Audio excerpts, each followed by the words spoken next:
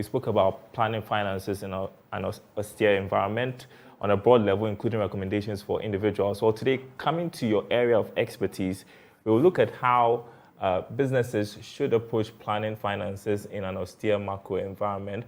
Pastor Melome is partner corporate transactions and investment banking at Bridgewater Advisors Limited. Great to have you one more time in the studio to talk about this. And so I want you to remind us of what the key considerations are for businesses in these times. Well, let me say thank you for having me. But my pleasure.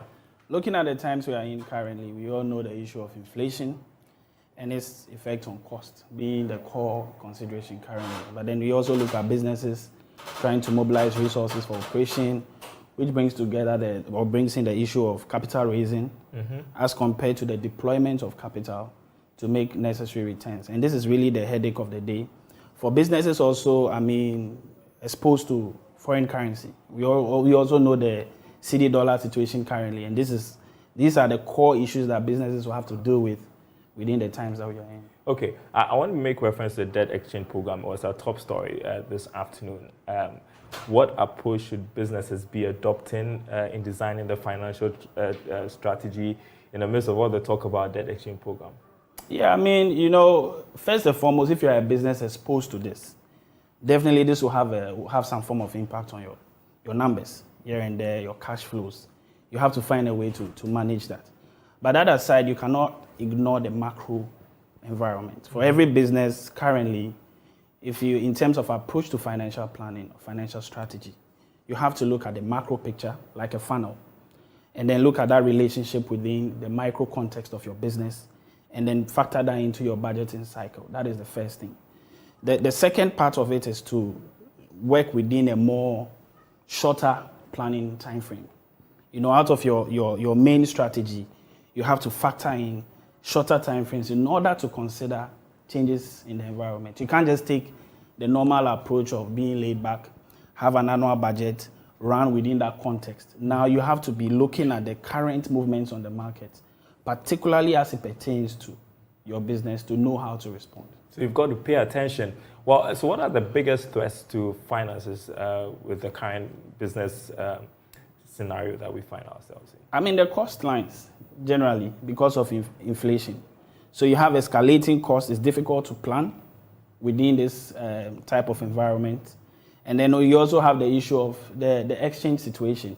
For corporate Ghana, I would say most offices, for example, within these commercial buildings, although we talk about the regulations insisting that businesses shouldn't price in dollars and all of that, you have corporate or commercial buildings pricing in the dollar. Okay, and so your forecast for rent, for example, would change rapidly. If you look at the movement in exchange. So these are the core points that businesses will have to look at when it comes to some of the financing issues. And then how do you deal with these threats? Pay attention? Yes, you have to pay attention to them in terms of, you could probably, like the rent situation, you could probably go sit back with your property managers, whoever it is, and come with some form of control mechanisms towards the exposures. Any other threats that come to mind?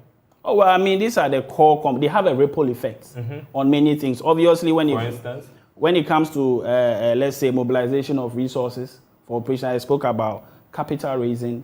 You have funds, even in the public or the private markets, slowing down in terms of how to engage or go on transactions. So deal closures and all of those things are kind of slow at the moment. So these are some of the ripple effects. The exchange situation plus inflation situation, for example, is making it very difficult for businesses to justify numbers to investors, for example. So you could go with a model today that generates a return on maybe say 24%. Tomorrow is 16%. So these are some of the ripple effects because of these crucial issues. Well, I know many businesses end of the year running at a loss. And so in planning for this year, you have to consider the losses that you made in the previous year. How do you juggle those two and ensure that at the end of the year, you're still at a place where you are profitable, if not breaking even? Yeah, fundamentally, when you look at a business, it's either you find ways to increase your revenue, right? Or you have to bring down your costs. So if operations last year went at a loss, coming into this year, you have to clearly figure out ways of cutting down, trimming down your operations. Finding creative ways to do that, bringing down the cost. If you have revenue lines you can sustain, you keep that, or if you have opportunities to explore, expanding your revenue streams, that's a good way to go. All right, let's look at this year, and I want you to look into the magic ball. Let's forecast. Okay.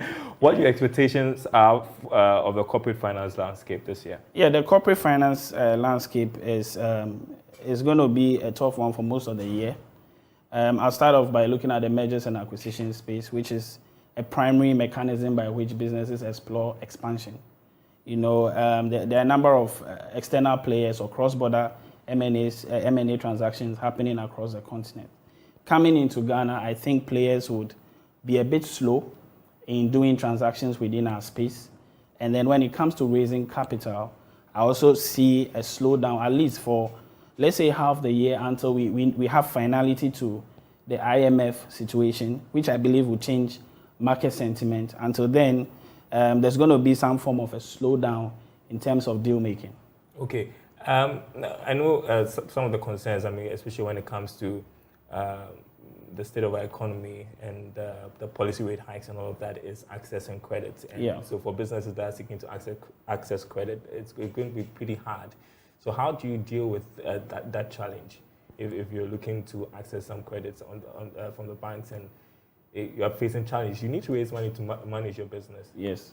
Well, so the one thing is to consider alternatives. There are other alternatives to funding. The banks are the primary source for most businesses because most of them are active in the market with the businesses, so they have a better understanding of business models and how it works. But that aside, when the going gets tough for businesses, there's the consideration for other options. We have the private equity landscape that exists in Ghana. We have the venture capital landscape that could also be considered. Although these options may, in some circumstances, be considered as more difficult options, they are still something to consider because it's better to go getting something done than nothing. So aside the bank financing being traditional, there are other options to consider. I would say that this is not a practical solution to the SME groups, for example. That may not be as attractive to a typical private equity fund. However, one has to put some mechanisms in place, and I think alternatives provide the answer. I made reference to losses in the previous year. Yes. And so, it's bad enough that you made a loss in the previous year, but you want to avoid making a loss in this year as well. And so what strategy can businesses adopt, for instance? Okay, so you have to carefully review your cost lines. There are various elements of cost. We have the major blocks. I mentioned rent earlier, depending on the type of operations you have. You also have the staff cost and other huge chunks. You have to look at these lines and see how best to structure them in order to contain the pressures in the external environment. So that's a sure way to go. Okay, I'm looking at the notes from my producer. He makes reference to losses or huge losses. And so making a loss is inevitable during this year based on the challenges we are facing? Oh, not necessarily. In every situation, some businesses win as well. Okay. So it's not a loss for everybody per se. COVID also gave opportunities to some other businesses. But when you are talking about huge losses and its implications, we need to look at how losses are absorbed. So when a business gets into huge deficits, it eats into capital, right? So there has to be a way to recover from this, either by quickly working on your revenue mechanisms or injecting more capital into the business. And to make that injection sustainable, the whole model sustainable, you have to review your cost lines. Okay, we have 1 minute, and I love to do this for you to address our audience, give them something to ponder over or think about as they prepare for the next week or the coming months. Sure. So it's a difficult time for businesses, it's clear, but I have to say that it is just for a certain period. I'm optimistic. I'm hopeful that once we get some of the macro things out of the way, for example, the debt exchange program situation, And then we have the It doesn't look like it's going away anytime soon. Well, it's going to go. It's going to go one day. So it's going to go away.